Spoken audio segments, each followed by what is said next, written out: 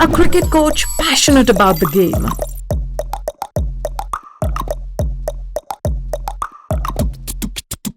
A communications coach passionate about telling stories.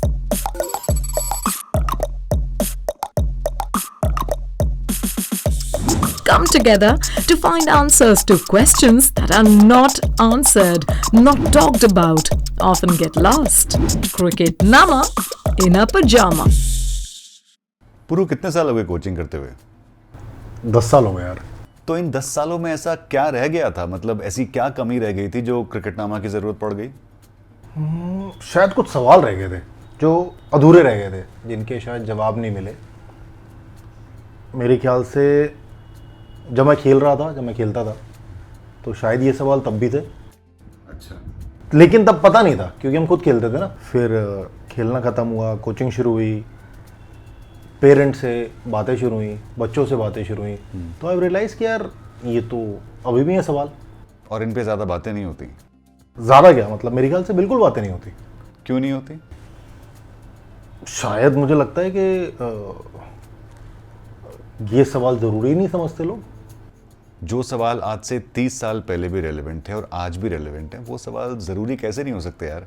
क्योंकि शायद ध्यान ही नहीं है किसी का।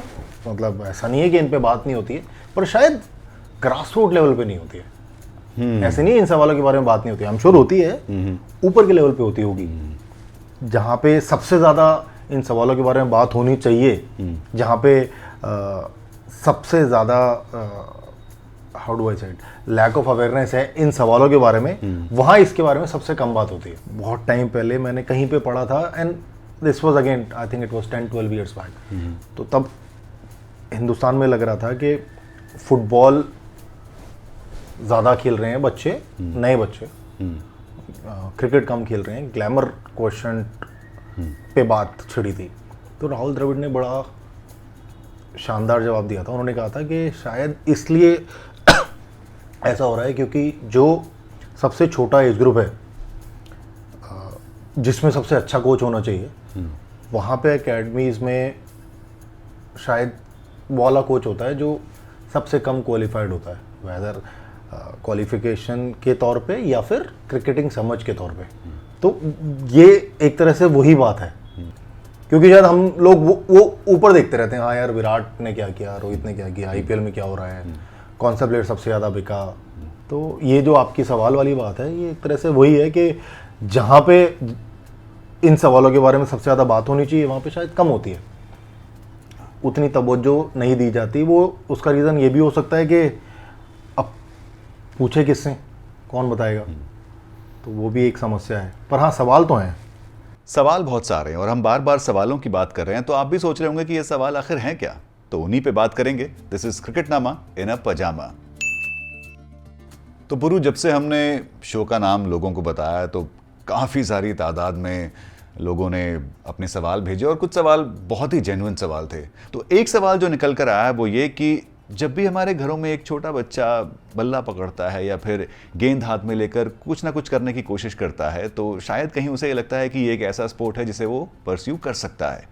तो as a parent, as a guardian, हमारे सबके मन में सबसे बड़ा सवाल ये होता है कि वो पहला कदम क्या है, what is the first step.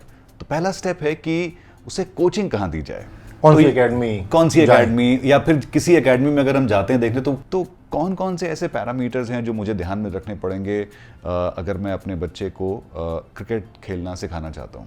तो सबसे पहले तो मैं वहाँ से शुरू करता हूँ। जो तूने बोला कि बच्चा जब बैट उठाता है तब, वो मेरे ख्याल से हिंदुस्तान में ऐसा ही नहीं। मेरे ख्याल से शायद हिंदुस्तान के जर्रे जर्रे और खून में क्रिकेट है, क्योंकि बच्चा नहीं भी उठाता बैट तो भी तो उसे दे दिया जाता है। सबसे ज़रूरी वो है ट्रैवल टाइम। मतलब आई नो, हम सब ने वो स्टोरी सुनी है कि वीरूपा जी बस में नजफगढ़ से प्रैक्टिस करने आते थे विकासपुरी में, या Rishabh Pant for that matter, इतना ट्रैवल करके। हाँ, मतलब मेरे को याद है, मेरे साथ भी कई क्रिकेटर्स थे जो गुड़गांव से, तब ऑफ कोर्स ऐसे हाईवे वगैरह नहीं होते थे, गुड़गांव से 3-3 4-4 बसें बदल के इंदिरा गांधी स्टेडियम जो आईटीओ के पास है वहाँ जाते थे। लेकिन पुरु, ये तो बहुत अच्छी स्टोरीज बनती है ना, फिर ये स्टोरीज कैसे बनेंगी? स्टोरी तो इंस्टाग्राम पे बनेगी। बाकी यार कोई भी बच्चा खेल जाएगा तो बनी जाएगी स्टोरी। तो why am saying travel time, क्योंकि वो समय बदल गया है, वो टाइम बदल गया है। आजकल ना वो पढ़ाई का प्रेशर बहुत है एंड मतलब मैं तो किसी को ये राय नहीं देता कि नहीं यार सब कुछ छोड़ के क्रिकेट खेलो, तो पढ़ाई भी करनी है। और पढ़ाई क्यों, मतलब बाकी और भी चीज़ें हैं ना, सिर्फ क्रिकेट ही क्यों खेलना है, मतलब पढ़ाई भी करो, फुटबॉल भी खेलो, क्रिकेट भी खेलो, अगर टाइम मिलता है कोई म्यूजिकल इंस्ट्रूमेंट भी बजाओ, मतलब व्हाट स्टॉपिंग। फ्रेंड्स के साथ टाइम स्पेंड करो, सिबलिंग्स के साथ टाइम स्पेंड करो, that's very important. So what you are trying to say that हर चीज के लिए आपके पास टाइम और जगह होनी चाहिए। तो मतलब मैं कह रहा हूँ कि अगर मेरे घर से एकेडमी आधा पौना घंटा दूर है तो आई एम टॉकिंग अबाउट 1.5-2 घंटे का ट्रैवल टाइम। मतलब यार वो 1.5-2 घंटा किसी और चीज़ में यूज़ हो सकता है। आप कुछ और काम कर सकते हो, आप पढ़ाई कर सकते हो, दोस्तों के साथ टाइम स्पेंड कर सकते हो, सो सकते हो, बैटरी रिचार्ज कर सकते हो, तो फिर क्यों स्पेंड करना ना। हाँ, अगर नहीं है, बिल्कुल एकेडमी नहीं है आसपास तो अलग बात है, पर अगर आपके पास चॉइस है पास में कहीं जाने की, तो मुझे लगता है पहले आपको वो वाला दरवाज़ा खटखटाना चाहिए जो घर के पास है। So the first point is accessibility, accessible होनी चाहिए। फिर जो दूसरा पॉइंट है वो ये कि वहाँ जाना चाहिए जहाँ पे आपकी स्किल पे रोज़ काम हो रहा हो। सिर्फ 100 बॉलें रोज़ खेलना या 2 घंटे बॉल डालना ज़रूरी नहीं है ये स्किल पे काम हो रहा हो, क्योंकि प्रैक्टिस है क्या ना, at the end of the day practice is all about creating muscle memories, और कुछ नहीं होता प्रैक्टिस से। प्रैक्टिस में सिर्फ आप रेपिटेशन करते हो, तो जब रेपिटेशन करते हो और आप मसल मेमोरी डेवलप कर रहे हो, तो यार आप चाहोगे ना आप सही मसल मेमोरी डेवलप करो। अगर मेरा बॉटम एंड टाइट है तो मेरा बैट थोड़ा दूर से आएगा, शरीर के पास से नहीं आएगा। तो अगर वो किसी ने पकड़ लिया तो ठीक है, नहीं पकड़ा तो वो यार वो मसल मेमोरी क्रिएट हो जाएगी।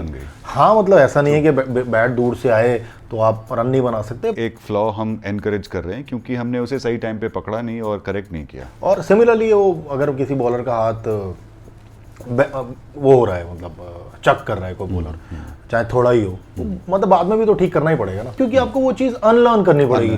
तो आपकी जितनी ज़्यादा वो स्ट्रांग हो जाएगी मसल मेमोरी, उतना ज़्यादा टाइम लगेगा। तो अगेन अगर सही मसल मेमोरी डेवलप हो रही है तो आपकी स्किल पे रोज़ काम हो रहा है, चाहे वो 1% हो, चाहे 5% हो, चाहे 0.001% हो, स्किल पे रोज़ काम होना चाहिए, तब आपके जाने का फ़ायदा है वहाँ पे। मतलब एंड ज़रूरी नहीं है ये सिर्फ वहाँ पे जो आपका कोचिंग स्टाफ है उसी की रिस्पॉन्सिबिलिटी है। The kid, we are talking about थोड़ा सा बड़े एज ग्रुप में, बच्चा भी अपना सेशन खुद प्लान कर सकता है, या ऑफ कोर्स कोचेस वो जो एकेडमी जो भी चूज़ करेंगे वहाँ पे उसको पेरेंट को, गार्जियन को देखना चाहिए कि यार यहाँ पे स्किल पे काम हो रहा है नहीं हो रहा, रोज़ काम हो रहा है, रोज़ इम्प्रूवमेंट हो रही है। अब उसके बहुत सारे तरीके हैं, मतलब क्या वहाँ पे जो सेशंस हैं वो स्पेसिफिक सेशंस हो रहे हैं, बच्चे की नीड के हिसाब से काम हो रहे हैं, वहाँ पे क्या मैथ सिमुलेशंस पे काम हो रहा है नहीं हो रहा, इंडिविजुअल तवज्जो दी जा रही है नहीं दी जा रही। मतलब एक तो पर्सनल कोचिंग होती है, वो एक 1-on-1 सेशंस होते हैं, वो एक अलग बात है, पर क्या अगर ग्रुप में भी इंडिविजुअल तवज्जो दी जा रही है नहीं दी जा रही, सारे बच्चों पे काम हो रहा है नहीं हो रहा, ऐसा नहीं है ना कि सिर्फ जो कुछ बच्चे जो ऑफ कोर्स ऊपर वाला ही जिनमें टैलेंट भर के भेजता है सिर्फ उन्हीं पे काम करते हैं कई जगह पे, क्योंकि आसान है उन पे काम करना, वो जल्दी पकड़ते हैं चीज़ें, पर लेकिन उस बच्चे का क्या ना जो शायद उतना टैलेंटेड नहीं है, लेकिन उसमें भी एक जज्बा है, सीखने आया है। और ज़रूरी नहीं कि ये जहाँ पे भी आप जा रहे हो वहाँ कोचेस की ही रिस्पॉन्सिबिलिटी है, एज पेरेंट ऑल्सो हमें देखना पड़ेगा, थोड़ी मेहनत तो करनी पड़ेगी। पेरेंट का तूने बड़ा अच्छा पॉइंट बोला कि हाँ यार पेरेंट का भी देखना ज़रूरी है, बात करें वहाँ जाके, वो फीडबैक चैनल्स हैं अवेलेबल या नहीं है, और तो अगर रोज़ इम्प्रूवमेंट हो रही है स्किल में तो इट्स फाइन। तो चलो ये तो हो गया, मैंने अपने घर के पास एक एकेडमी, एक जगह ऐसी देखी जहाँ पे बच्चों से मैंने बात की, उनके पेरेंट्स से बात की और अच्छा फीडबैक मिला, और कोचेस को भी मैंने बड़े इंटेंट से मेहनत से काम करते हुए देखा। तो बस और चाहिए क्या? तो यार अब मतलब एक्सपोजर की तरफ बढ़े। Exposure again we are talking about academy की बात कर रहे हैं, मतलब एक्सपोजर मिल रहा है नहीं मिल रहा। अच्छा, एक्सपोजर भी 2 तरह का है, एक तो ये कि मैच एक्सपोजर, मैच एक्सपोजर नहीं मिलेगा तो मैच टेम्परमेंट कैसे बनेगा, जो सबसे ज़रूरी बात है। बिना मैच टेम्परमेंट के तो दिक्कत है ना फिर आप, क्योंकि अल्टीमेट तो मैचेस ही खेलने, मतलब प्रेशर कैसे एब्जॉर्ब करेंगे ना। Exactly. क्योंकि प्रेशर तो रहेगा, मतलब आप बोलोगे नहीं यार प्रेशर नहीं है, नहीं, पर इस तरह की सिमुलेशंस आप प्रैक्टिस में भी कर सकते हो, मैचेस क्यों ज़रूरी हैं? ऑफ कोर्स सिमुलेशन कर सकते हो, पर आप कितना भी सिमुलेशन करो, आपको पता है कि गलत शॉट मारने में बैटिंग आएगी दोबारा। हाँ, मैच में आउट हो गए तो आउट हो गए। दूसरा, जब आपकी पहली बॉल पे चौका पड़ जाता है तो बाकी 5 बॉल डालने का जो प्रेशर है वो एक अलग है, वो मैच में रह के ही आएगा।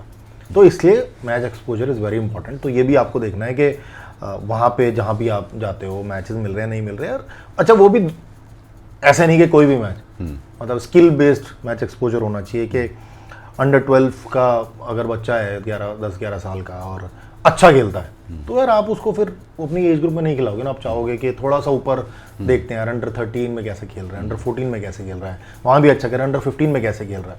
सिमिलरली एक और बच्चा है जो 11-12 साल का है लेकिन उसने अभी स्टार्ट किया है, तो उसको आप शायद थोड़े से लो इंटेंसिटी वाले मैचेस खिलाओगे। तो मैं मैचेस को ना मैचेस नहीं देखता। मेरे लिए match is an extension of what you are doing in your practice. Okay. क्योंकि कई चीज़ें हैं, how do I put it, कई चीज़ें हैं प्रैक्टिस की जो आप मैचेस में ही सीख सकते हो। तो उसके लिए मैचेस खेलना ज़रूरी है। इट्स लाइक जैसे स्कूल में होता ना, पढ़ते थे और यूनिट टेस्ट होते थे, तो ये यूनिट टेस्ट है, एग्जाम वो है। पढ़ाई भी तो उसी के लिए हो रही है। पढ़ाई भी उसी के लिए हो रही है ना। तो देख तो लें यार, जो मैं पिछले हफ्ते मैंने किया है, तो जो मैच में वो एग्जीक्यूट हो पा रहा है नहीं हो पा रहा, Exactly. तो इसलिए ज़रूरी है। लेकिन एक और एक्सपोजर है, एक तो ये वाला मैच एक्सपोजर हो गया, एक दूसरा एक्सपोजर है कि जहाँ पे मैं जा रहा हूँ वहाँ से मुझे पता चल रहा है कि डिस्ट्रिक्ट स्टेट वगैरह के ट्रायल्स कब होते हैं, और if there is anyone who can put a word, क्योंकि अगेन यार बहुत इतनी जनता है, इतनी तादाद में लोग खेलते हैं, तो when I say put a word to someone कि यार देख लेना टाइप से।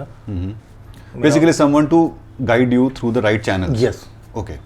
ऑफ कोर्स ये वाला जो आखिरी वाला पॉइंट है शायद हर जगह एप्लीकेबल नहीं होगा, पर अगर होता है तो अच्छा है।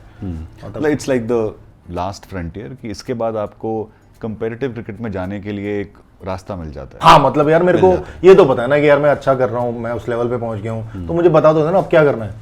So very simple. ये बहुत अच्छा वर्ड यूज किया। मुझे लगता है कि क्रिकेट और लाइफ को सिंपल रखना चाहिए। तो हाँ, सिंपल ही है, हम कॉम्प्लिकेट कर देते हैं बेकार में।